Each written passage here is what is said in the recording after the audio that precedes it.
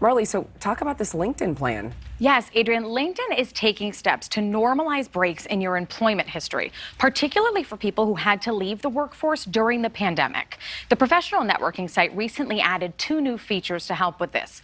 The first is an option called Career Break. This allows people who stepped away from professional life to explain the gap.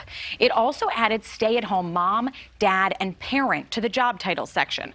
The company is making these changes in an attempt to fill the void in viable job candidates as the worker shortage and gender gap in employment widen. As of March, there are still more than 1.1 million fewer women in the workforce than there were pre-pandemic. And despite unemployment rates hitting record lows in 12 states last month, the U.S. still has 5 million more available jobs than it does workers.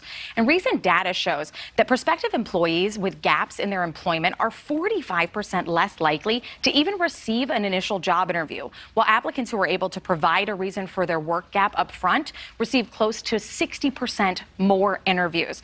And Adrian, LinkedIn hopes that these changes will bring a pool of high quality, high caliber, stable workers back into the workforce and help with that worker shortage that our country's dealing with. Now, I'm the anchor of this show, I'm the host of the show, but I have some advice for anybody who has a work gap.